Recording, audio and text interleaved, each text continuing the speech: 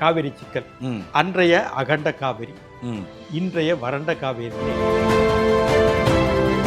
காமராஜர் என்ன சொன்னாரு? மேடாவது குளமாவது மேடாவது. அன்னைக்கு அது இருந்திருந்தால் நமக்கு வந்து முல்லை பெரியாறுல பிரச்சனை வரும்.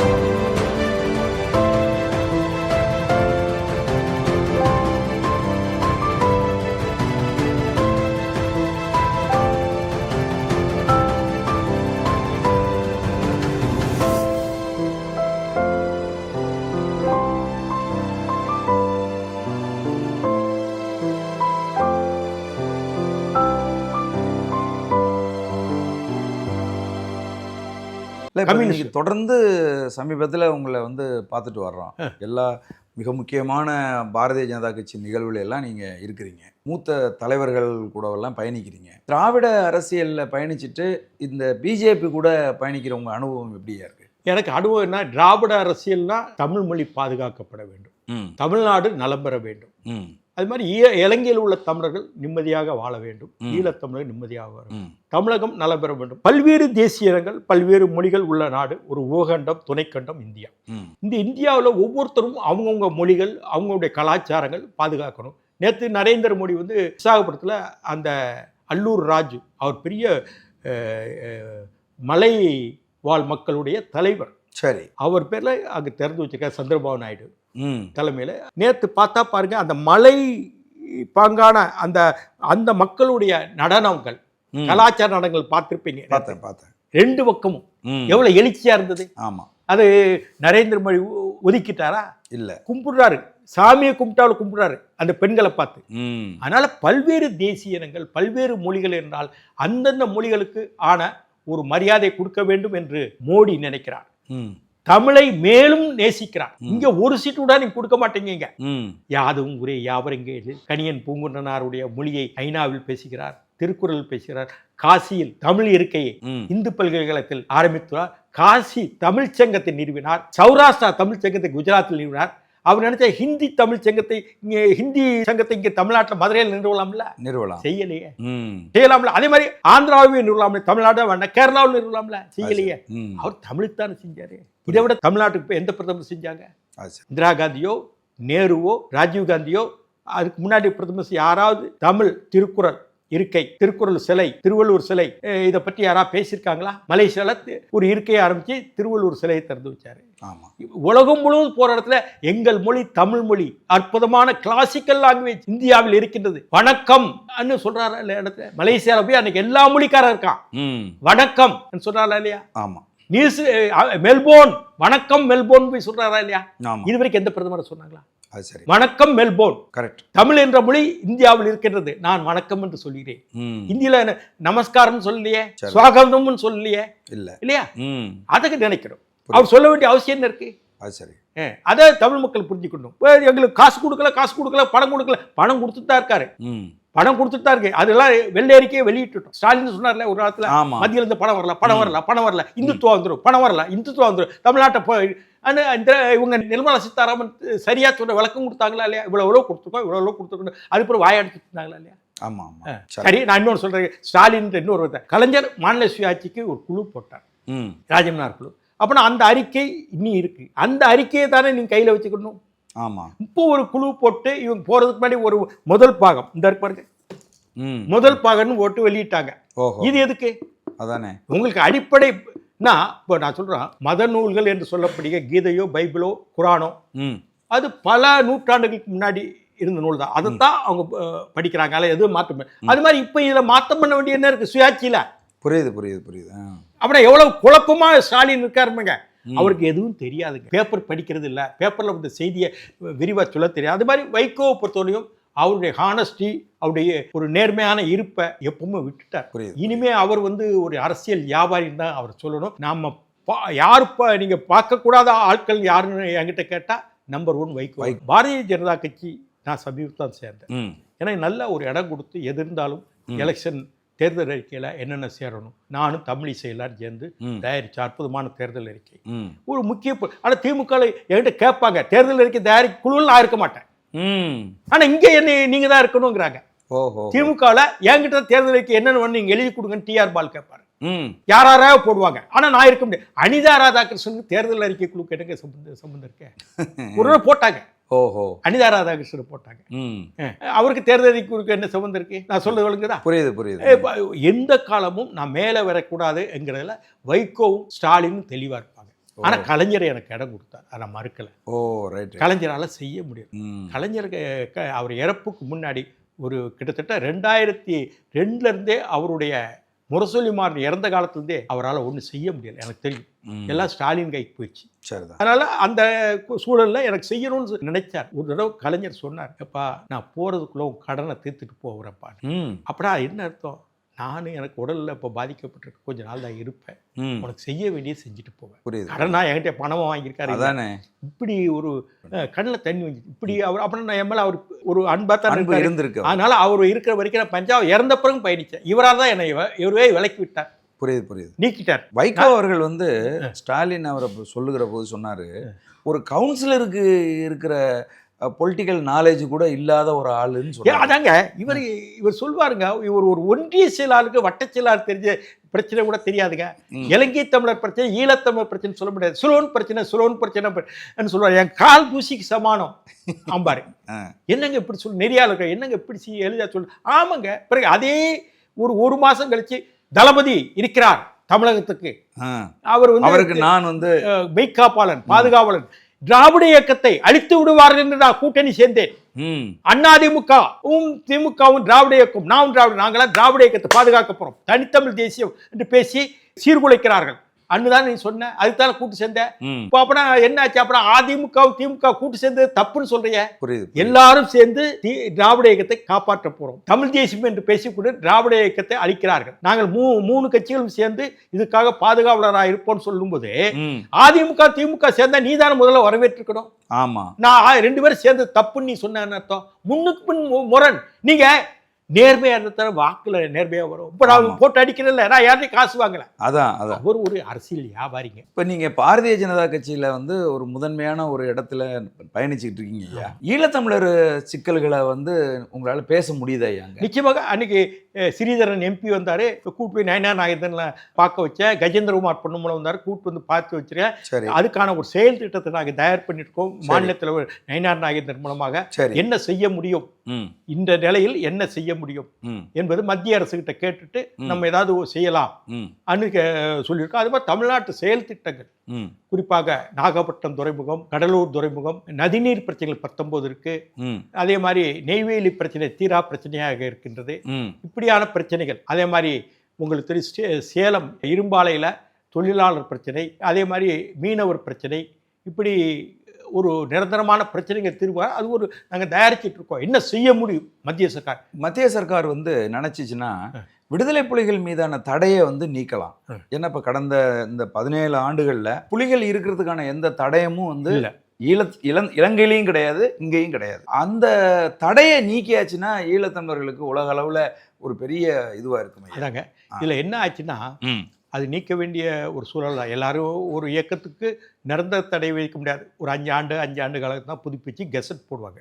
இது 91 இருந்து காங்கிரஸ் ஆட்சி காலத்தில் ஒரு வாடிக்கையாவே கிட்டத்தட்ட மன்மோகன் சிங் ஆட்சி காலம் 2014 வரைக்கும் இது ஒரு கன்வென்ஷனா லீவ் லெட்டர் கொடுத்தாப்லயே வச்சுக்கிட்டாங்க. இந்த கடிதம் கொடுக்க முடியாது, புதுப்பிச்சுக்கிட்டே வந்துட்டாங்க. இதுக்கு வந்து ஒரு இப்போ ஈழத்தமிழர் பிரச்சனை பேசும்போது இதையும் நாங்கள் பேசுறதுக்கு எந்த அளவு சாத்தியக்கூறுங்கிறது நம்ம பேசி அதை எப்படி பார்க்க முடியுமோ பார்க்க வேண்டிய ஒரு கடமையும் இதுவும் பொறுப்பு இருக்கு. ஏன்னா அவங்க கூட நான் பழகிட்டு வந்திருக்கேன். சரி, இது அதில் சட்ட சிக்கல்லாம் எப்படி இருக்கோ பார்த்துட்டு மத்திய சர்க்கார் கவனத்துக்கு கொண்டு போய் இது என்ன செய்ய முடியும், உங்களால் என்ன செய்ய முடியும்னு பேசணும், ஒரு விவாதிக்கணும். விவாதிக்கிறதுக்கு முன்னாடி ஒன்று சொல்ல புரியுது. அதில் ஆர்வமும் இருக்கு. அதில் நம்ம அதை புறந்தள்ள மாட்டேன், என்னுடைய கடமையை. புரியுதுயா. அதே மாதிரி இன்னொரு முக்கியமான விஷயம் என்னன்னா, இப்போ திபேத் அகதிகளுக்கு கொடுத்துருக்கக்கூடிய அளவுக்கான உரிமைகளை ஈழத்தமிழ் அகதிகளுக்கும் கொடுக்கலாம், அதையும் சேர்த்துருக்கும். அதே பாயிட்டா அவங்களுக்கு வர்ற இது இருக்கு இல்லையா, பணம். ஆமா, அந்த மாதாந்திரம் கொடுக்காங்க உதவித்தொகை, அது ரொம்ப அவங்களுக்கு அதிகம், இவங்களுக்கு குறைவு. அதுதான் சொல்றேன். இப்போ தமிழ்நாட்டில் இவங்க வந்து அங்கே இருக்காங்க, எங்க நம்ம தாளவாடியில் இருக்காங்க. தமிழ்நாட்டில் ஏதோ 2 இடங்கள் தான் அவங்க இருக்கிறாங்க. அந்த இவங்க தீபத்தகதிகள். ஆமாம், 2 இடங்கள் இருக்காங்க. ஈழத்தமிழ் தமிழ்நாட்டில் எல்லா இடத்துல இருக்கிறாங்க. கிட்டத்தட்ட 110 முகாம்கள். அதை பற்றி நாங்கள் பேசுகிறோம். அது இந்து மூத்த பத்திரிகையாளர் ராதாகிருஷ்ணன் அவர் அதுக்கான குறிப்புகள் எழுதி நைநாட்டை கொடுக்குறேன்னு இருக்காரு. சரி, அதை பற்றி ஒரு ஆவணங்கள் தயார் பண்ணி கொடுக்குறேன்னு இருக்காரு.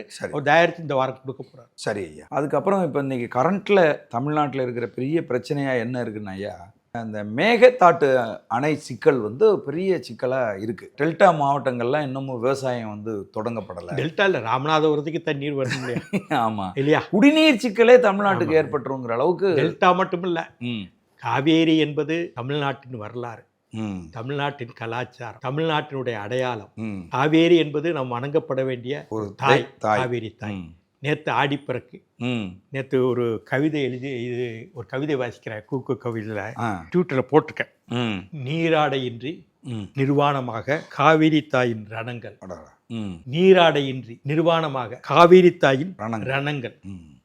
மேலாடை தருவாளா மேகத்தாய், மேலாடை தருவாளா மேகத்தாய். நீராடையின்றி நிர்வாணமாக காவிரி தாயின் ரணங்கள். மேலாடை தருவாளா மேகத்தாய் அன்னு நேற்று ஆடிப்பிருக்க. அருமை அருமை. காவேரி சிக்கல் இவ்வளவு பெருசானதுக்கு என்னையா காரணம்? இப்போ காவேரி சிக்கல் நான் என்னோட புஸ்தகம் வர வெளியிட போகிறேன். சரி. காவேரி சிக்கல், அன்றைய அகண்ட காவேரி, இன்றைய வறண்ட காவேரின்னு ஒரு புத்தகம் எழுத போகிறேன். நீங்கள் இதுக்கு காரணம் என்னன்னு பார்த்தா பின்னோக்கி பாருங்கள். 2 ஒப்பந்தங்கள் இருந்தன. இந்திய விடுதலைக்கு முன்பு மைசூர் சமஸ்தானம் சென்னை ராஜதானி, மைசூர் மாநிலம் சென்னை ராஜதானி.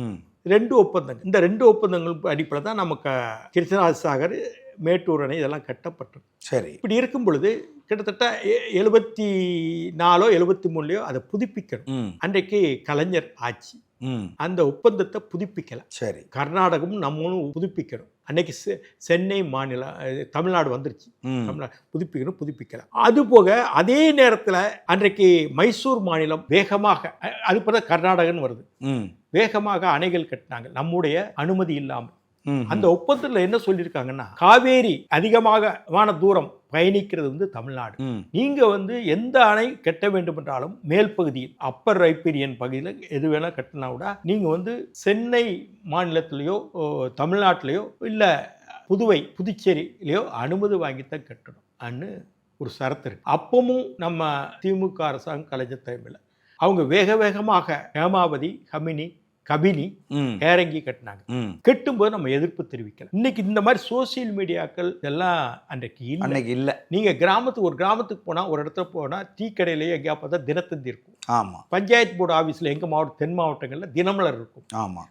யாராவது ஒரு சிலர் தான் பேப்பர் படிப்பாங்க, கலைந்திருச்சு கிராமங்களில் அவங்க வேலையை பார்ப்பாங்க. நகரத்துலேயும் பெருசாக அன்னைக்கு பேப்பர் ஈடுபாடுல யாரும் படிக்கலை. அப்போது ஏஎன் சிவராமன் மட்டும் தினமணியில் ஒரு தலையங்கம் எழுதினார். எப்படி உங்கள் உரிமை பாதிக்கக்கூடிய அளவில் அங்கே அணைகள் கட்டுறாங்களோ இங்கே இருக்கவங்க கவனிக்காமல் இருக்கீங்களே தமிழ்நாட்டில் அன்னு எழுதினார். அவர் ஒருத்தர் தான் அன்னைக்கு எழுதினாப்புல எனக்கு ஞாபகம். எனக்கு தெரிஞ்ச வரைக்கும் வேற யாராவது எழுதியிருப்பாங்க, எனக்கு நினைவுக்கு வரல. சரி. அப்ப கட்டும்போது நம்ம எதிர்ப்பு தெரிவிக்கல. நம்பர் 1 புதுப்பிக்கல, பழைய ஒப்பந்தத்தை புதுப்பிக்கல. 2வது எதிர்ப்பும் தெரிவிக்கல. இந்த 3 அணை கட்டும்போது நம்ம கிட்ட அனுமதி இல்லாம ரைப்பீரியன் கீழ்மடை பகுதியில் உரிமை அவங்களுக்கு தான் உண்டு, அவங்க கிட்ட ஒப்புதல் இல்லாம கட்டினாங்க. அப்ப தேவராஜ் அரசு அவங்க எல்லாம் இருந்தாங்க. கட்டிட்டு அப்புறம் வரும்போது அன்னைக்கு வந்து காவேரி பிரச்சனையே வந்து கிட்டத்தட்ட ஒரு 100 ஆண்டுகள் பிரச்சனை. 100 ஆண்டுகள் பிரச்சனை ஒட்டிட்டு வரும்போது என்ன ஆச்சுன்னா, காவேரி பிரச்சனையில தஞ்சை விவசாயிகள் சார்பில் வந்து பல்வேறு முக்கிய தலைவர்கள்லாம் வழக்கு தொடுக்கிறாங்க உச்ச நீதிமன்றத்தில். அருப்பையா மூப்பனார் காங்கிரஸ் கமிட்டி தலைவர், அப்பா அன்னைக்கு காங்கிரஸ் கமிட்டி தலைவர் அல்ல, காமராஜர் உயிரோடு இருக்காரு. காமராஜர் சொல்லி அவர் வழக்கு தொடுக்கிறார். அதே மாதிரி அந்த முரசொலி மாறன் அவர் எம்பி ஆகிட்டார். அவர் வழக்கு, ஏன்னா அவருக்கு ஒரு தஞ்சாவூர் திருவாரூர் தானே. அதனால அவர் அந்த இதில் கோசி மணி அப்போ எம்எல்சியாக இருந்தார் அவர். அன்னைக்கு மன்னை நாராயணசாமி இங்கே முக்கியமானது. இந்த 3 பேர் வழக்கு தொடுத்தாங்க. இன்னொருத்தர் வந்து மன்னார்குடி ரங்கநாதன் அவங்க விவசாயிகள் வழக்கு தொடுத்தாங்க. இவங்க இந்திரா காந்தி சொல்லி இந்த 3 பேருமே வழக்க வாபஸ் வாங்கிட்டாங்க. கருப்பையா மூப்பனார், முரசொலி மாறன், கோசிமணி. இந்திரா காந்தி என்ன சொன்னாங்க, நீங்க வழக்க வாபஸ் வாங்கிருக்க கலைஞர்கிட்ட, நம்ம பார்த்துக்கிடுவோம் அப்படின்னு சொல்லி டெல்லிக்கு போய் சாதிக் பாட்சா, மாதவன், சாதிக் பாட்சா பிடபிள்யூ மினிஸ்டர், சே மாதவன் சட்ட அமைச்சர், கலைஞர் முதலமைச்சர். ம். அதுக்கு பிறகு அங்கே இவர் தேவராஜர் 2 பேரும் சேர்ந்து அன்னைக்கு நீர்ப்பாசனத்துறை அமைச்சர் முன்னையா ஒரு ஒப்பந்தம் மாதிரி கையெழுத்து போட்டு வாபஸ் வாங்கினாங்க ஒரு டாக்குமெண்ட். சரி. அப்போ அதன் அடிப்படையில் வாபஸ் வாங்கினாங்க. வாபஸ் வாங்கும்போது இவங்க என்ன செஞ்சிருக்கணும், ஒரு கால் நாங்கள் நினைச்ச எங்கள் விருப்பத்துக்கும் எங்கள் உரிமைக்கும் பாதிக்கக்கூடிய அளவில் இருந்தால் திரும்பவும் வழக்கு தொடுக்கிற உரிமை எங்களுக்கு வேண்டும் என்று வாபஸ் வாங்கணும். மொட்டையா வித்துடான், ஹேசஸ் வித்துடான் போட்டாங்க. இப்படி 3-4 தவறுகள். இப்போ அவர் வாபஸ் வாங்கல மண்ணை அதுக்கு பிறகு அவர் பிரகாரம் தான் வழக்கு நடந்தது. வழக்கு நடந்தப்போ எம்ஜிஆர் ஒரு வழக்கு போடுறாரு. எம்ஜிஆர் ஆட்சி காலத்தில் எங்களுக்கு நடுவர் மன்றம் வேணும், பல தடவை பேசியாச்சு, நாங்களும் டெல்லிக்கு வந்து கேட்டு பார்த்தோம், ஒன்றும் நடக்கலை அன்னு எம்ஜிஆர் வழக்கு போடுறாரு. அந்த வழக்கு போட்டு அந்த வழக்கு எம்ஜிஆர் இறந்துட்டார். விபி சிங் பிரதமர் ஆகிறார். தமிழ்நாட்டில் திமுக ஆட்சி 89 வழக்கு விசாரணைக்கு வருது. சுப்ரீம் கோர்ட் என்ன சொல்றாங்க, உச்ச நீதிமன்றம் ஒரு நடுவர் மன்றத்தை ஆரம்பிங்க, நிறுவுங்க, நடுவர் மன்றம் மூலம் தீர்ப்பு கிடைக்கட்டும் சொல்லி அவங்க உத்தரவு போடுறாங்க. சரி. அந்த அடிப்படையில் பிரதமர் விபி சிங் உத்தரவு போடுகிறார். ட்ரிபியூனல் நாங்கள் போடுறோம். அன்னைக்கு திமுக ஆட்சியில் இருந்தது. இப்படித்தான் உச்ச நீதிமன்ற ஆணைக்கு உட்பட்டு தான் அந்த நடுவர் மன்றம் அமைக்கப்பட்டதுடைய தனி மனிதர்களாலோ எந்த அரசாங்கத்தால அமைக்கல. அந்த கட்டளைகள் ஆணைகள் இருந்ததால அன்னைக்கு உச்ச நீதிமன்றத்தின் அறிவுறுத்தல் படி நடுவர் மன்றம் அமைக்கப்பட்டது.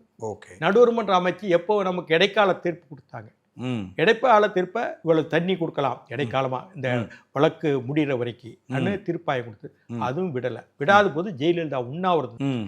விசி சுக்லா வரார், நீர்ப்பாசனத்துறை அமைச்சர் நரசிம்மராவ் காலத்துல. அவர் போய் பார்த்து நாங்கள் இதுக்கு விடுறதுக்கு பேசுகிறோம் கர்நாடகத்துக்கிட்ட அன்னு சொல்லிட்டு ஒப்புதல் வாங்குற. அந்த எம்ஜிஆர் சமாதி பக்கத்தில் அந்த அம்மா உண்ணாவிரதம் இருந்தாங்க. சரி. இதுக்கு மத்தியில் மைசூரில் கலவரங்கள் நடந்தது. அந்த தமிழ்நாட்டு கடைகள்லாம் கொடுக்கப்பட்டு பல பேர் தமிழர்கள் அகதிகளாக ஈழத்தமிழர்கள் 2 லட்சம் பேருக்கு மேலே அகதிகளாக வந்தாங்க. பல பேர் கொண்டுட்டாங்க. ஆமாம். இப்படியெல்லாம் கொடுமைகள் நடந்தன. அதற்கு பிறகு நடுவர் மன்றம் விசாரித்தது, தீர்ப்பு கொடுத்தது. அந்த தீர்ப்பையும் அவங்க ஒத்துக்கல. உச்ச நீதிமன்றத்து வழக்கு போனாங்க. வழக்கு போகும்போது நடுவர் மன்றம் தீர்ப்பு சொன்னது, நீங்கள் செஞ்சுதான் ஆகணும்னு சொல்லி இவ்வளோ இத்தனை மாசத்துக்கு இவ்வளோ அனுப்பணும் சரியா சொல்லியிருக்காங்க, அது பற்றி நடந்துக்கோங்கன்னு சுப்ரீம் கோர்ட் சொன்னது. அப்பவும் கர்நாடகா கேட்கல. எப்படி முல்லை பெரியாரில் நடந்துக்கிட்டதோ கேரளா அது மாதிரி கேட்கல. இப்படித்தான் இதோடைய வரலாறு. ஆனால் நம்ம அவனுக்கு இடம் கொடுத்துட்டோம். இந்த 3 ஒப்பந்தம் புதுப்பிக்கலை, 3 அணையை கட்ட விட்டோம், ஒரு எதிர்ப்பு இல்லாமல் கட்டிட்டு போகிறேன். ஹேமாவதி கட்டும்போது நாடாளுமன்றத்தில் எங்களுக்கு ஹேமாவதின்னாங்க. சாவண காங்கிரஸ் எம்பி ஒருத்தர், பேர் மறந்து போச்சு, அது தில்லை வில்லாளன் திமுக எம்பி, அவரும் சொன்னார். தெரியும் அது ஹேமாவதி இல்லை, ஹேமாவதி எங்கள் எமன் மாதிரி எங்களை அழிக்குது அன்னு இவர் சொன்னார். தில்லை வில்லாளன் இன்னொரு எம்பி சொன்னார். சரி. இப்படியாக இருக்கும் பொழுது இன்னைக்கு மேகதாட்டு என்று இன்னைக்கு அணையை கட்ட போறாங்க. எவ்வளவு பேருக்கு காவேரி பிரச்சனை புரிஞ்சிருக்குன்னு பாருங்க. கேவலமா இருக்கு. எல்லாரும் மேகதாட்டுன்னு சொல்லணும். மேகதாட்னா கர்நாடகத்திலையும் தெலுங்குலையும் மேகன்னா ஆடு, சரி, தாட்னா தாண்டது. ஓகே. அங்கே மலைப்பகுதிகள், எங்க ஒரு குறுகிய மலை, இந்த மலையிலிருந்து அந்த ஒரு ஆடு கூட தாண்டிடலாம். இடையில தண்ணி வருது, காவிரி தண்ணி, இதுக்கு காவிரியில் சேர தண்ணி, அதுதான் மேகதாட் ஏரியா. இப்போ தமிழ்நாட்டில் இருக்கிற எல்லாம் மேகதாது. ஆமா ஆமா. நான் ஸ்டாலினேட்டையும் சொல்லிட்டேன், இப்போ இருக்க முதலமைச்சர் சொல்லிட்டேன். எல்லாரும் இன்னும் அதுக்கு பிறகு எப்படி ஒரு நல்ல ஊடகங்களுமே மேகதாது, எப்படி ஒரு நல்லவங்கள் கருத்து கேட்க மறுக்கிறாங்கிறதுக்கு நான் உதாரணம். ஒரு கூட்டத்திலே சொன்னேன். அன்னைக்கு கூட்டத்தில் இருக்கும்போது கனிமொழி அதை எடுத்து சொன்னது. அவர் அதை சொல்ற இடம் மேகதாத்தா, இந்த மேகதாட்டு தான் சொல்லணும்னு அவர் சொல்றாரு. கனிமொழியோட சொன்னது. புரியுது. ஸ்டாலின் இனிமேல் நீங்கள் தீர்மானங்கள் போடுகிறீர்கள், மேகதாட்டுன்னு சொல்லுங்க, மேகதாதுன்னு சொல்ல. அதுக்கு பிறகு மேகதாது தான் சொல்றாங்க. புரியுது. எல்லா பத்திரிகைகள் தினமணி ஒண்ணுதான் அப்படி போடுது. தினமணி வைத்தியநாதன் எனக்கு நம்பர், நான் ஒரு சண்டை போட்டேன், இன்னும் மேகதாது போடாதுங்க, மேகதாட்டுன்னு போடுங்க. அப்படியா, மேகதாட்டுன்னு போடுங்க. அது பிறதான் சொல்றாரு. வைக்கவே ஒரு சில அறிக்கையில மேகதாது தான் முன்னாடி கொடுத்தாரு. நானும் இங்க இதை போட்ட என்னுடைய இந்த இருக்கு இல்லையா சோசியல் மீடியா பார்த்து அவர் மேகதாத்து மாறிட்டார். புரியுது. எனக்கு பிடிக்காம இருக்கலாம் வைக்கும், மாத்திக்கிட்டாரு. புரியுது. இதை பார்த்து அது பிறகு மேகதாது தான் போட்டார். இப்படி பத்திரிகைகளும் இங்க இருக்கவங்க யாரு எப்படி நீங்க உரிமையை நாட்டப்படுறீங்க? அதானே ஈழத்தமிழர்னா சிலோன் தமிழர் மேகதாட்டுக்கு மேகதாதுங்கிறீங்க. இந்த மேகதாட்டு அப்படியான. அப்போ 1961 மேகதாட்டு பிரச்சனை எடுக்கும்போது கர்நாடகா காமராஜர் 1961 முதலமைச்சர் ராசி மண்டலம் ஒரு அணையை கட்டலாம், நீங்க மேகதாட்டு கட்ட வேண்டாம்னாரு. ம். ராசி மணல் வந்து நம்ம எல்லைக்கு பக்கத்தில் பில்லிகுண்டு பக்கத்தில் இருக்கு. சரி. கெட்டிக்கலா ம். அதுக்கு பக்கத்தில் இருக்கு. கெட்டிக்கலான்னும் போது ஒரு பிரச்சனை வந்தது. பில்லிகுண்டுலையும் கெட்டினால் நீங்கள் மரங்களை எல்லாம் வெட்டணும், பாறைகளை வெட்டணும், அங்கே முதலைகள் இருக்குது, வனவிலங்குகள் இருக்குது, பாதிக்கப்படும் சொல்லி நிப்பாட்டியாச்சு. இருந்தாலும் காமராஜர் அதை கெட்டிய தீர்வு என்பது அவர் அதுக்கு பிறகு அடிக்கல்லாம் நாட்டிட்டார். இல்லை, ஆமாம், அடிக்கல் நாட்டு. ம். என்ன ஆச்சுன்னா அவர் முதலமைச்சர் பதவி வந்து இறங்கி பக்ஸ்கவுத்தில் முதலமைச்சரானார். ம். அது போய் எல்லாம் மறந்து போச்சு. அவர் அகில இந்திய காங்கிரஸுக்கு கமிட்டி தலைவர்னால இதெல்லாம் கவனிக்க முடியலை. புரியுது. இப்போ மேகதாதுக்கு ஏன் வேண்டான்னு நம்ம சொல்கிறோம்னா சுற்றுச்சூழல் பாதிப்பு, ம். வனவிலங்குகள் பாதிப்பு, மரங்களை எத்தனையோ ஏக்கர் அழிக்கணும், மரங்களை ம். வேண்டாங்கிறோம். நீங்கள் மேகதாது கட்டும்போது எங்களுக்கு தண்ணி வராது, காவேரி தண்ணியுடைய அளவு குறையும், ம். மேட்டூர் அணைக்கு வரவிட்டு நீங்கள் அதை வச்சு என்ன செய்ய போறீங்க? நாங்கள் பெங்களூர் குடிநீர் தான் சொல்கிறீங்க. உங்களுக்கு ஒரு பாதிப்பு வராது தமிழ்நாட்டுக்குங்கிற ஏமாத்து வேலை, கர்நாடகத்துக்காரன் சொல்லி ஏமாத்து வேலை. பெங்களூர் குடிநீர் இல்லை, தனக்கு நீர்ப்பாசனத்துக்கு அதை பயன்படுத்த போகிறாங்க. புரியுது. அது போக அங்கே மின்சாரம் உற்பத்திக்கு அங்கே அதுக்கான திட்டங்களை வகுத்துட்டாங்க. அப்படி இருக்க நம்ம ஏற்று தேரணும். அது சரி. நான் ஒன்று சொல்கிறேன், இந்த இடத்துல பல பேர் நேற்று கூட கிருஷ்ணசாமி அனைத்து கட்சி கூட்டம் நடத்தினா நான் போயிருக்கேன். சரி. பல பேர் பேசும்போது நான் பதில் சொன்னேன். என்ன பதில் சொன்னேன்? காங்கிரஸ் ஆட்சி காலத்தில் பல தடவை அனுமதிக்கே அவங்க தயாராகிட்டாங்க. நாங்கள் மோடி இப்போ வந்து 16-17 வருஷம் இருக்குது, மேகதாத்து கட்டணும்னு அங்கே ஏதாவது அனுமதி கொடுத்துருக்கோமா? இப்போ 3 நாளைக்கு முன்னாடி அது ரிஜெக்ட் பண்ணி நிராகரிச்சுட்டு கர்நாடகத்துக்கு சொல்லிட்டோம். வாட்டர் கமிஷன் நிராகரிச்சு, சென்ட்ரல் வாட்டர் கமிஷன் நிராகரித்து அனுப்பிடுச்சு இல்லையா? நாங்கள் தான் அதை தொடர்ந்து இதுக்கு உத்தரவு கொடுக்கல, சம்மதம் கொடுக்கல, எந்த இது அவங்களுக்கு கட்டுறதுக்கான அனுமதி கொடுக்கல. அதை முதல்ல புரிஞ்சுக்கணும். 2வது, காவேரி பிரச்சனையில் வாஜ்பாய் காலத்தில் ரெகுலேட்டரி கமிட்டி, மேனேஜ்மெண்ட் கமிட்டி அதை ஒழுங்குபடுத்துறது, எப்படி சீர்திருத்தி தண்ணீர் வருது, 2 குழு அவர் தான் போட்டார். சரி. இதை விட நாங்கள் என்ன செய்ய முடியும்? நீங்கள் காங்கிரஸ்காரங்களை திட்டு மாதிரி எங்களை திட்டக்கூடாது. அது சரி, அதை புரிஞ்சுக்கணும். காவேரி மேலே நாங்கள் அங்கே கர்நாடகத்தில் பிஜேபி ஆளும் பொழுதும் நாங்கள் நியாயமாக நடந்து கொண்டோம். அவங்க ஆளும்போதும் மேகதாத்துக்கு நாங்கள் அனுமதி தரவில்லை, மோடி தரவில்லை. அதை முதல்ல புரிஞ்சுக்கணும் பாஜக. அதே மாதிரி காவேரியிலையும் நாங்கள் தான் இந்த ஒழுங்காற்று அந்த நீர் சரியா தமிழ்நாட்டு போகுதா செய்த கண்காணிக்கிறதுக்கு 2 ஆணையம் அமைச்சோம். நாங்கள் செஞ்சிருக்கோமா இல்லையா? அது காங்கிரஸ் செஞ்சிருக்கா? ஏன் அதை பேச மாட்டேங்க? அது சரி, பேசணும்ல. காங்கிரஸ் ஆனாலும் ஒன்று தான், பிஜேபி ஆனாலும் ஒன்று தான். ஆனால் இத்தனைக்கு பாஜக கர்நாடகத்தில் ஆளும் பொழுது நாங்கள் அனுமதி தரல மேகதாத்துக்கு. புரியுது. அப்புறம் இது குறை சொல்றதுக்கு என்ன யோகியம்? இப்போ நேற்று நீங்கள் அனைத்து கட்சி கூட்டத்தில் இதை பதிவு செஞ்சீங்களா? இது பதிவு. 2வது, நீங்க பாருங்க எப்படி கர்நாடகத்துக்காரங்க இருக்காங்கன்னு பாருங்க. வெங்கட்ராமையான்னு ஒரு தலைமை நீதிபதி, உச்ச நீதிமன்ற தலைமை நீதிபதி, சுப்ரீம் கோர்ட் சீஃப் ஜஸ்டிஸ், அவர் ரிட்டையர்ட் ஆயிட்டார். சரி. கர்நாடகத்துக்காரர். தேவகவுடா யாரு? கர்நாடகம். ஆமா, பிரதமர். அனைத்து மாநிலத்துக்கும் பிரதமர். இந்த 2 பேருமே கர்நாடகத்துக்கு தண்ணீர் கொடுங்கன்னு அந்த குழுவில் டெல்லிக்கு போறாங்க. என்ன நியாயம்? அது சரி, என்ன நியாயம்? நீ தலைமை நீதிபதி, இன்னைக்கு அந்த பென்ஷன் வாங்குற முன்னாள் பிரதமர், நீயும் அந்த வசதி வாய்ப்புகளை நீ அனுபவிச்சுட்டு இருக்க.